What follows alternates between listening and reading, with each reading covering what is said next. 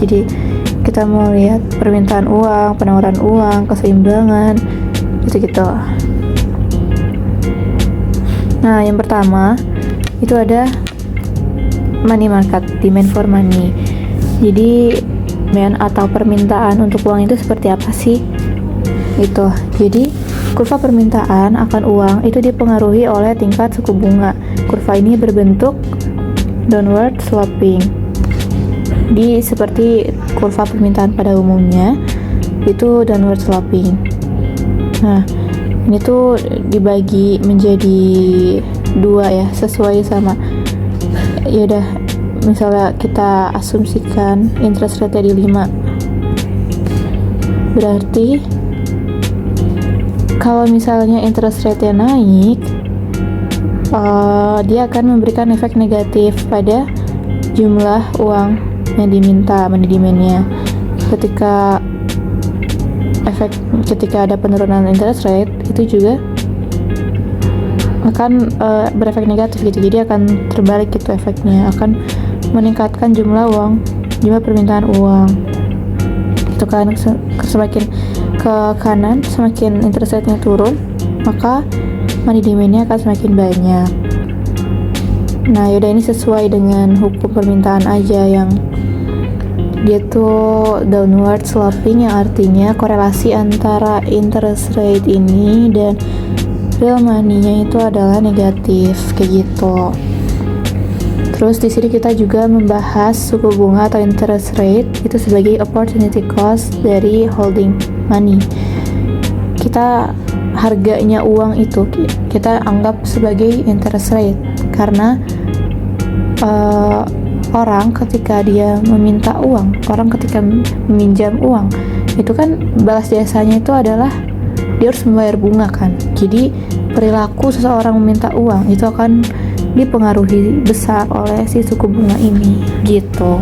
Makanya dia tuh sebagai harga yang kita taruh di sumbu Y tuh. Dan ini aku salah, harusnya ini di sini. Jadi yang pertama kita lihat dulu alasan orang meminta uang apa sih. Ini kan kita lagi bahas permintaannya. Alasan orang tuh meminta uang itu apa aja. Nah, itu ada 3 yang mungkin udah sering kalian dengar juga. Itu ada transaction itu ya udah, uang digunakan sebagai alat tukar sehari-hari gitu, kayak untuk bertransaksi, membeli makanan, beli baju, beli rumah, itu pakai uang. Nah, ini tuh digunakan sebagai dengan motif transaction, dan dia dipengaruhi oleh income gitu.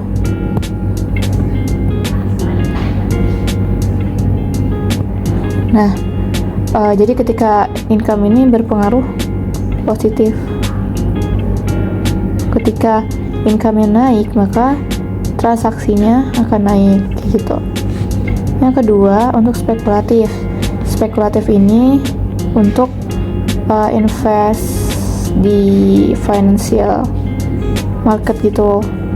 Jadi yang dinamakan spekulatif ini kan kayak dia bertaruh atas uangnya terhadap keuntungan, tapi kayak masih spekulatif gitu, belum tentu dia dapat untung atau enggak, bisa ada kerugian di sana, ada resiko di sana gitu. Kayak misalnya saham, obligasi, atau bisa juga foreign exchange kayak gitu-gitu. Nah, untuk alasan spekulatif ini mereka dipengaruhi oleh suku bunga, interest rate. Karena seberapa besar mereka berspekulatif itu akan dipengaruhi oleh seberapa besar balas jasa yang mereka dapatkan, yaitu berapa besar sih return dari saham mereka, atau seberapa besar sih kupon yang mereka dapatkan dari obligasi. Nah, itu tuh mereka pertimbangkan gitu. Terus yang ketiga itu ada precautionary ini untuk berjaga-jaga. Nah, yaudah, untuk berjaga-jaga ini tentu aja dipengaruhi oleh pendapatan juga. Kenapa? Karena orang berjaga-jaga itu kan ketika mereka sudah memenuhi kebutuhan-kebutuhan mereka sebelumnya gitu. Makanya mereka ada sisa, mereka bisa untuk berjaga-jaga, untuk ditabung untuk keperluan di masa yang akan datang kalau ada keperluan mendadak gitu. Nah berarti kalau kayak gini dia tuh udah ini kan, kalau dia bisa menyimpan uang artinya dia kebutuhan-kebutuhannya tuh udah terpenuhi, makanya dia akan terpengaruh sama income. Kalau misalnya income-nya banyak ya dia bisa precautionary dengan lebih baik kayak gitu kan. Nah terus dia tuh dipengaruhi oleh 5 faktor ini, si money demand. 3 faktornya di sini. Nah 2 faktor yang pertama itu membuat dia moving. Jadi yang pertama ada nominal interest rate, seperti yang biasa kita pelajari ya. Kalau misalnya kita melihat kurva, sesuatu yang membuat dia bergerak dari satu titik ke titik yang lain itu adalah sumbu Y kan. Nah sumbu Y kita itu apa? Interest rate. Nah, berarti interest rate yang dia memiliki hubungan negatif dengan real money itu akan membuat titik dia bergeser sepanjang kurva. Begitu juga dengan price level. Price level itu bisa mengubah titik dia itu dengan ketika itu berpengaruh positif. Ketika harga naik, maka orang-orang akan meminta uang dan itu akan membuat lebih banyak lebih banyak permintaan uang, karena sebenarnya ini tuh ada satu sumbu lagi di sini. Nanti ada kurvanya di mana ya? Oh ini price level. Nah dia kan ketika ini misalnya anggaplah ini money demand, ini money demand. Jadi ketika price levelnya bergerak meningkat dari 2 ke 4 gitu, nah uang itu akan dari A ke B, itu artinya ada lebih banyak uang kan, berarti hubungannya adalah positif. Ketika price-nya naik, money demand-nya juga naik gitu kan, makanya price level juga berpengaruh positif. Selanjutnya ada money market. Itu pengaruh yang bisa menggeser kurva money demand. Itu ada apa aja? Yang pertama ada real GDP. Real GDP ini memiliki pengaruh positif. Real GDP ini kan income ya, dan income itu mempengaruhi ini tadi reason why people holds money. Ada transaction sama precautionary. Sebenarnya semuanya sih akan pengaruh semua, cuman lebih spesifik ke sini. Dan ketika real GDP naik, berarti income masyarakat tuh meningkat kan, maka mereka akan semakin banyak untuk bertransaksi, semakin banyak untuk berspekulasi, precautionary kayak gitu. Nah makanya dia akan meningkatkan permintaan mereka terhadap uang gitu. Terus yang kedua ada financial innovation. Dia tuh depends, tapi generally dia positif. Kenapa? Karena yang namanya innovation pasti biasanya lebih ini kan ya, lebih ke arah yang positif, akan meningkatkan secara positif. Kayak misalnya ada inovasi baru nih untuk produk keuangan tertentu, misalnya reksadana tuh ada jenis baru gitu. Nah orang-orang akan cenderung untuk mencoba barang itu gitu. Nah, mereka akan shifting juga secara positif. Inflation juga, inflation itu kan menaikkan harga tadi ya. Yang tadi misalnya inflation itu tadi harganya naik. Kalau harganya naik, orang-orang tuh akan cenderung membutuhkan uang lebih banyak untuk mengkonsumsi. Makanya dia juga positif ketika dia harganya naik. Secara umum, orang-orang akan meminta uang untuk digunakan lebih banyak kayak gitu. Untuk demand. Nah, terus kita melihat equilibriumnya tuh kayak gimana. Tadi kan kita udah bahas demand. Nah, kalau supply, kok kita nggak bahas supply?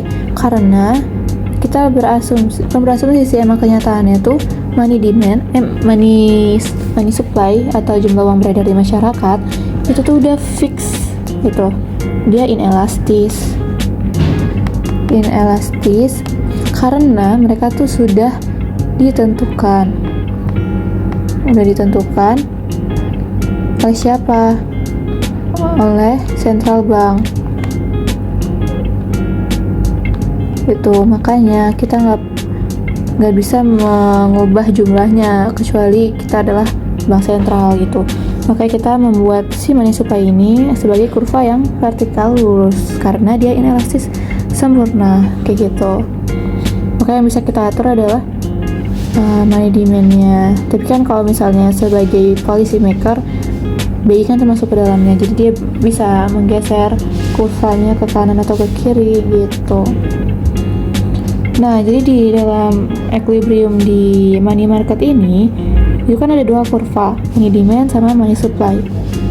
Nah, money demand dan money supply ini ketika dia berpotongan, maka akan terjadi equilibrium. Nah, di sini equilibriumnya berarti di interest rate-nya 5% dan real money-nya itu 3 triliun. Nah, maka daerah yang bukan dari equilibriumnya itu, misalnya di sini ini ada excess supply, terus kali ini excess demand, karena ketika interest rate 6 sedangkan money supply-nya di sini, ya udah orang-orang akan cuma mintanya segini 2,9 misalnya, kan ada sisa gap real money segini yang nggak kepake excess. Atau misalnya yang kedua, misalnya interest rate-nya segini, orang-orang kan semakin terdorong untuk meminta uang ya, untuk minjam uang, berarti akan banyak money demand untuk di masyarakat, itu yang terjadi di masyarakat. Nah, berarti dia akan kelebihan demand, excess demand gitu. Nah, selanjutnya gimana sih sebenarnya cara pemerintah untuk mengatur jumlah uang beredar? Nah, ternyata money supply ini juga bisa mempengaruhi interest rate loh.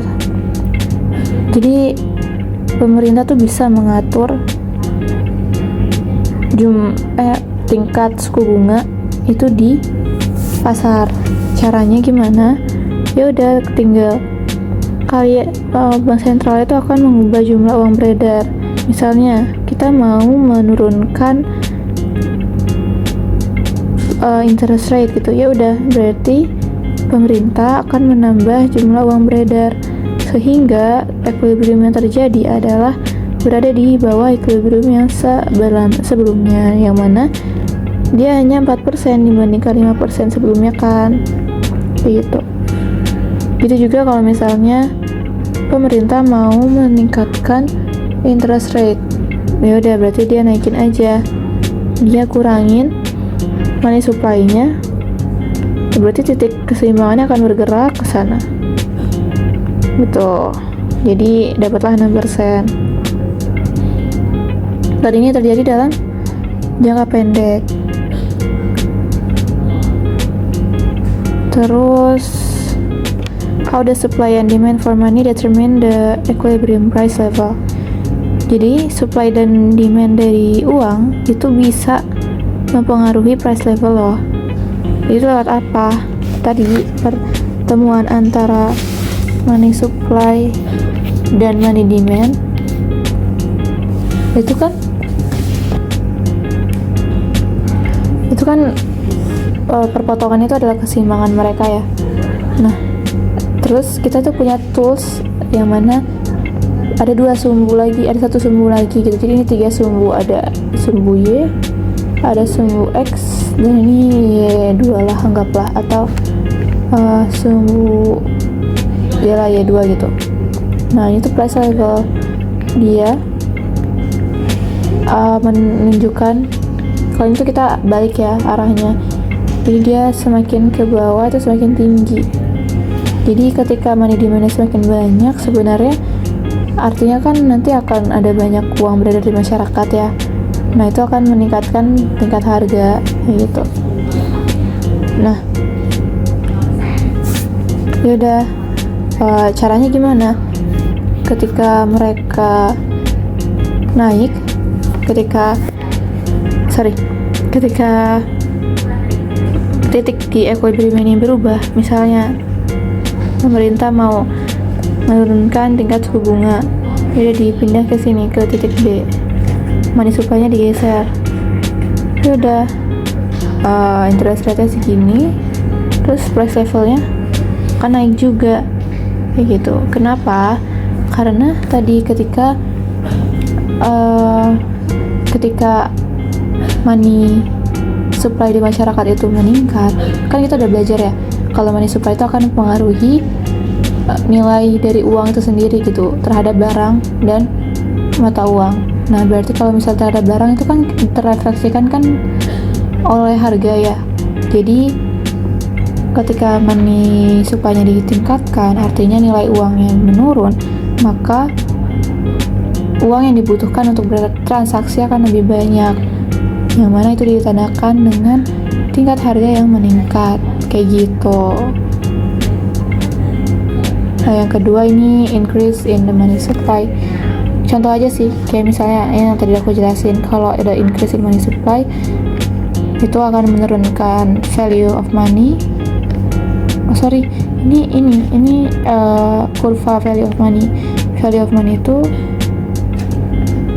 sebenarnya money per P sih, atau 1 per P, itu yang menandakan nilai uang terhadap harga tuh seberapa banyak gitu.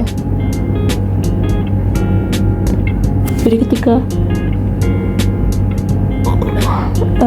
increase in the money supply, maka value of money-nya juga akan menurun. Dan di saat yang bersamaan, karena nilai uangnya berkurang, maka untuk mendapatkan barang yang sama kita membutuhkan uang yang lebih banyak gitu, dan tadi digambarkan oleh price level yang meningkat. Oke, akhirnya ya ada jumlah uang beredar itu akan mempengaruhi price level. Solusinya ada ini. Jadi kita udah belajar 2 kurva. Tadi yang pertama kurva keseimbangan di pasar uang, dan yang kedua adalah kurva value of money dan price level ini. Selanjutnya ada quantity theory of money. Ini tuh teori apa sih? Ini teori yang menjelaskan bagaimana price level itu ditentukan dan kenapa price level itu bisa berubah gitu dari waktu ke waktu.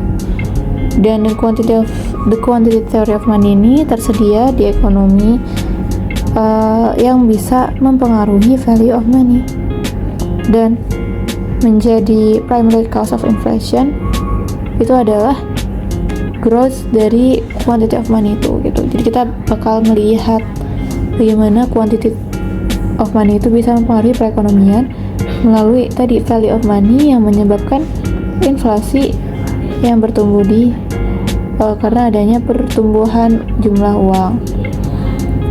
Nah, sekarang kita dari the quantity theory of money ini ada satu formula yang sangat umum dipakai, dan mungkin kalian juga udah pada dengar ya, udah nggak terlalu awam dengan rumus ini. Itu dari Irving Fisher yang pertama kali mencetuskan rumus ini. Kalau di sini kan berarti V sama dengan PY per M. Tapi kalau untuk rumus normal itu dari MV sama dengan PY. Nah, kalau V itu kan velocity ya. Dia tuh menunjukkan seberapa cepat kecepatan dolar atau uang kita itu bergerak dari satu kantong ke kantong yang lain gitu. Nah, itu bisa diukur nih berdasarkan rumus dari dia. Caranya gimana? Yaudah, dari P atau harga dikali transaksinya dibagi jumlah uang beredar yang ada. Nah, tapi ini kan berasal dari rumus ini ya. Itu biasanya si V dan Y itu diasumsikan konstan. Si P ini kan akan terus bertambah ya. seiring dengan money supply-nya bertambah. Jadi mereka tuh positif hubungannya. Kalau ini naik, ini juga akan naik gitu, karena biasanya V dan Y itu dianggap konstan. Nah ini velocity and the quantity equation, MV PY. Y itu tadi artinya quantity of output, tapi bisa diartikan sebagai ya tadi output, GDP, kayak gitu-gitu deh. Nah, the quantity equation relates the quantity of money to the nominal value of output. Ini kan nominal value of output itu kan PY ya.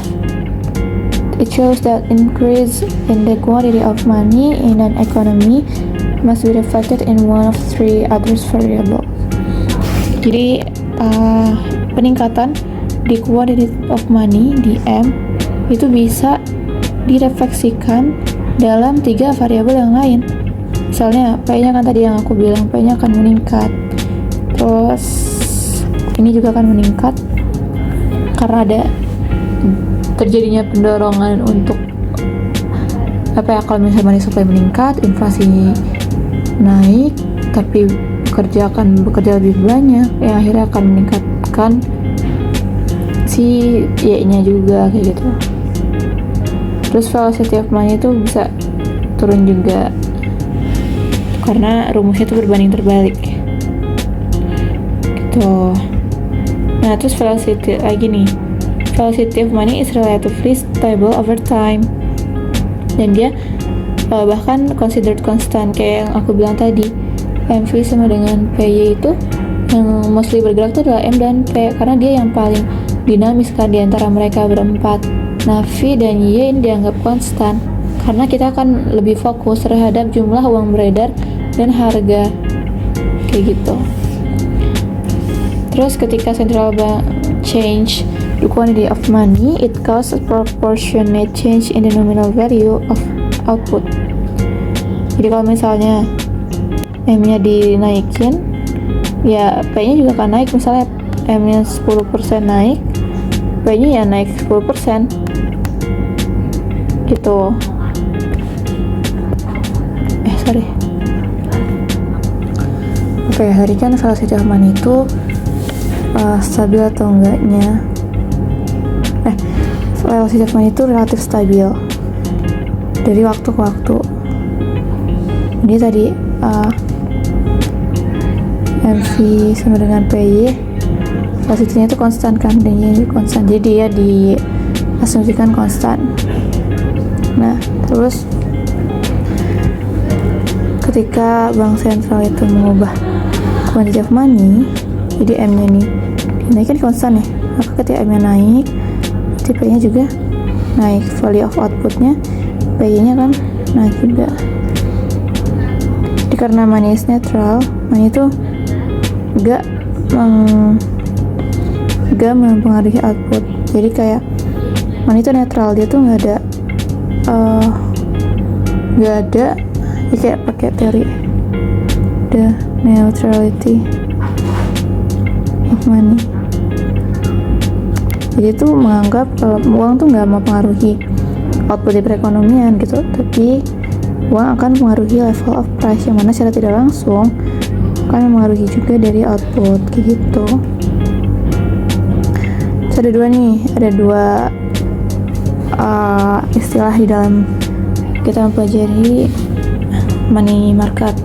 Yang pertama ada inflation tax dan ada Fisher equation. Jadi yang inflation tax itu ketika government meningkatkan revenue dengan menambah jumlah uang dengan printing money, maka akan disebut sebagai inflation tax, karena itu adalah mirip kayak normal tax ketika orang meminjam uang gitu. Jadi kayak jika orang memegang uang itu kan ada penurunan nilai uang secara bertahap ya. Jadi ketika money supply-nya naik, maka dia akan menyebabkan inflasi gitu. Yang kedua ada Fisher equation. Jadi kayak dia one-on-one adjustment dari nominal interest rate ke inflation rate gitu. Jadi according ke Fisher effect, ketika rate of inflation-nya rise, maka nominal interest rate-nya rise by the same amount. tapi interest rate realnya itu remain the same. Nah, rumusnya ini. Jadi R itu sama dengan real interest rate.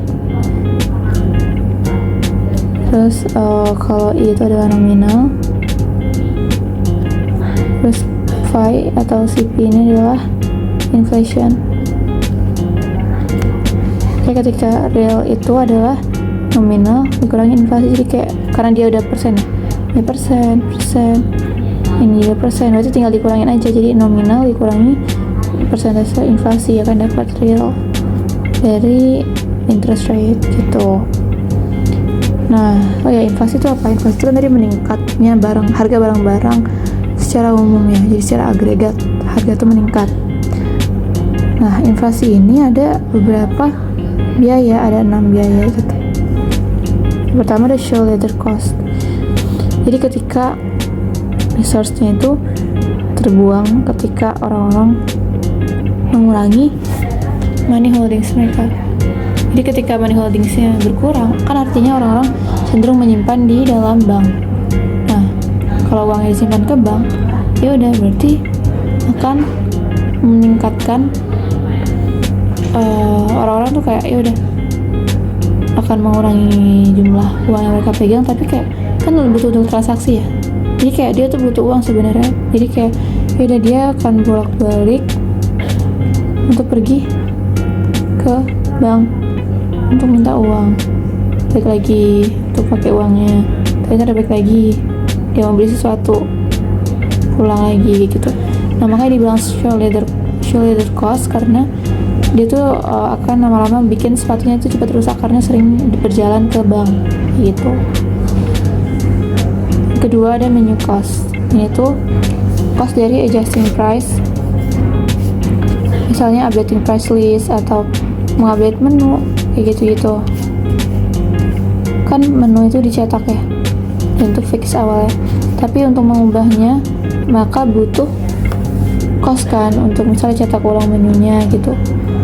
Nah, itu akan menimbulkan biaya lagi gitu. Nah, itu disebut menu cost. Yang ketiga ada relative price variability. Jadi inflation itu mengganggu relative price. Consumer itu decision consumer itu akan terganggu gitu, dan market akan lebih kurang bisa untuk mengalokasikan resource mereka untuk penggunaan yang lebih terbaik gitu, karena orang-orang tuh akan terkecoh, oh uang ini tadinya 100 jadi 120, nilainya jadi semakin banyak kan uangnya gitu, tapi nominalnya juga akan meningkat. Orang tuh kayak terkecoh gitu loh, oh duit aku sekarang 120, padahal nilai realnya itu masih 100, tapi nominalnya udah meningkat. Itu akan mengganggu kerasionalan orang-orang dalam mengukur transaksi dan nilai uang yang mereka punya kayak gitu. Terus selanjutnya ada tax distortions. Inflation ini jadi tax distortion itu ketika inflasi itu melebih-lebihkan size of capital yang ada gitu. Jadi size of capital gains misalnya, yang mana itu akan meningkatkan tax burden-nya.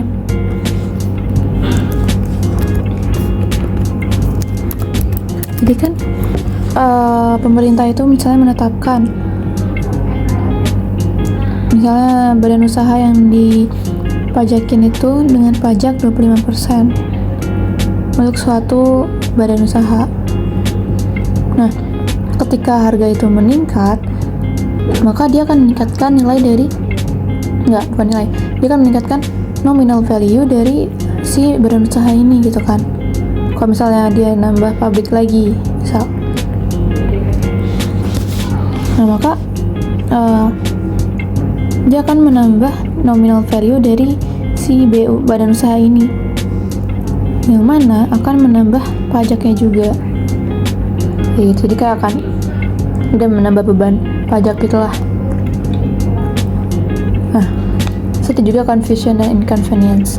Jika ini tuh mirip sama tadi, kalau dia tuh jadi susah gitu membandingkan real value dari revenue mereka, cost, dan profit dari waktu ke waktu.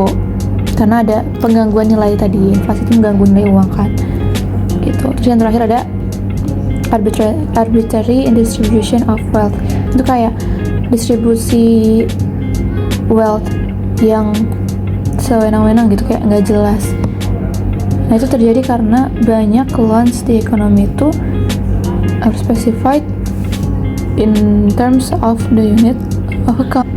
Jadi ini terjadi karena udah distribution of wealth-nya jadi semakin gak jelas gitu, kayak yang kaya semakin kaya, yang miskin semakin miskin gitu, karena ada inflasi. Karena semakin tinggi inflasi itu artinya perekonomian kan berjalan, dan itu akan semakin membuat gap inequality semakin besar di masyarakat, gap distribution itu semakin besar kayak gitu. Oke, selanjutnya ini latihan sih, dengan menggunakan grafik yang terpisah, tunjukkan apa yang terjadi pada jumlah uang beredar. Jadi pada jumlah uang beredar, permintaan uang, nilai uang, dan tingkat harga. Money value, terus tingkat harga, jumlah uang beredar. Nah, untuk menjawab ini kita pakai dua tools. Kita punya grafik money supply sama grafik market value, money market gitu. Yang A, kita bisa lihat Bank Sentral meningkatkan jumlah uang beredar. Jadi nih kita bikin grafiknya dulu.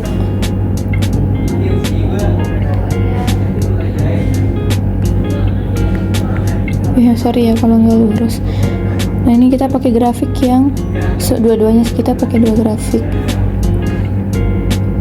Jadi ada grafik yang value of money, ada grafik yang price level, yang dia tuh semakin tinggi di bawah gitu. Nah, yaudah kita bikin aja money demand-nya. Nah, di sini kan poinnya adalah Bank Sentral meningkatkan jumlah uang beredar, berarti yang berubah adalah money supply.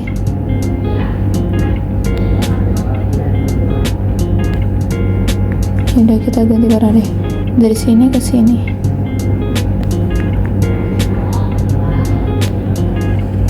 Udah nih, money supply, money supply 1, ini 2. Kan tadinya di sini titik keseimbangannya. Tapi karena pemerintah dengan value-nya itu segini, 1 per P 1. Jadi karena pemerintah meningkatkan jumlah uang beredar, maka value of money-nya akan berkurang. Sorry tadi kepotong. Ya udah, lanjut lagi. Tadi kan dari MS1 ke MS2 itu dari equilibrium yang 1 ke equilibrium yang 2 akan menyebabkan value of money-nya itu berkurang. Nah, gimana dengan price level? Price level itu akan bertambah dari P1 ke P2 gitu. Terus kita lihat juga nih dari kurva satunya, yaitu dari kurva interest rate dan money supply-nya, quantity of money, QMD. Nah, kita punya sama kurvanya, ada money demand sama ada money supply.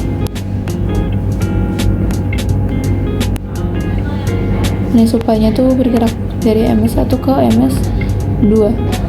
Jadi ketika dia bergerak, interest rate-nya yang tadinya di R1, dia akan bergerak ke R2 yang mana dia lebih rendah.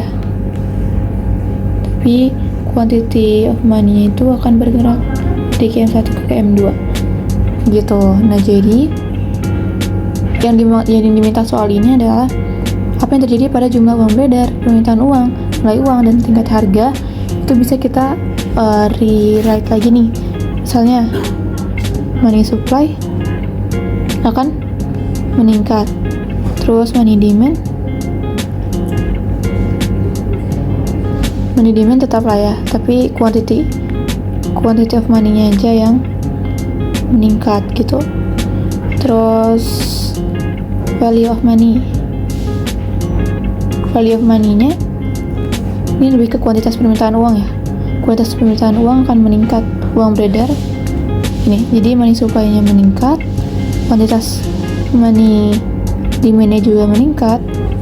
Terus nilai uang itu yang 1 per P itu akan berkurang, dan satu lagi interest rate R-nya akan berkurang juga gitu. Jadi ini jawabannya bisa kita rangkum di sini gitu.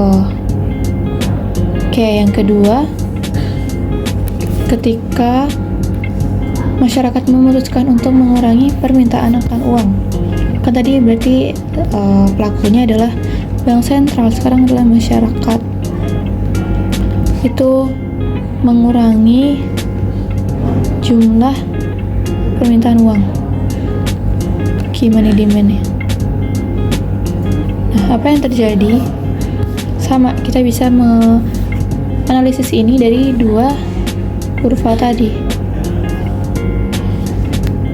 Kita lihat dari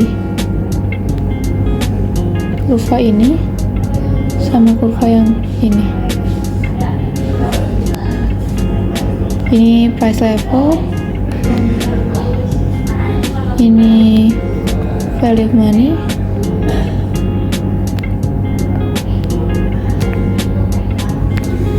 terus ini R, ini QM. Nah, oh ya, ini kalian harus hafal ya dari semua kurvanya, dan ini cuma 2 kurva di money market. Nah, kita punya MS-nya tuh nggak berubah, MS-nya tetap. Kenapa? Karena ya udah, di sini kan nggak ada info kalau pemerintah membuat perubahan jumlah uang beredar ya, jadi MS-nya tetap di sini. Terus money demand-nya berkurang kan, berarti dari misalnya MD1 ke MD2 misal. Nah, berarti ini tadinya dari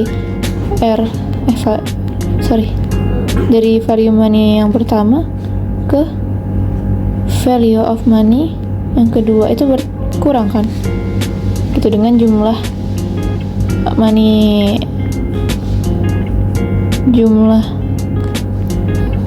kuantitas money-nya itu tetap gitu. Dan apa yang terjadi dengan harga? Coba kita lihat, yang tadinya dari P1 ke P2. Nah, berarti ada apa? Ada peningkatan harga kan? Kalau misalnya ada peningkatan jumlah permintaan uang, ada penurunan jumlah permintaan uang, itu akan menyebabkan price levelnya akan meningkat gitu. Nah, sekarang kita lihat di kurva money market nih, MS-nya sama, MS-nya tetap. Terus kita lihat bahwa money demand-nya itu berubah dari 1 ke 2. Ya udah, berarti R-nya itu berkurang kan, interest rate-nya akan turun dengan kuantitas uang yang tetap kayak gitu. Oke, jadi apa yang terjadi dengan tadi soalnya? Kita lihat ya dampaknya terhadap jumlah uang beredar. GM-nya konstan, karena yang menentukan tuh ya udah pemerintah, bank sentral. Terus dari sini value of money pakai ini aja deh, 1 per P itu akan berkurang. Terus dari suku bunga R akan berkurang juga kayak gitu. Oh, sama satu lagi price level akan meningkat gitu. Itu sih jawabannya tinggal disimpulin aja setelah kalian gambar.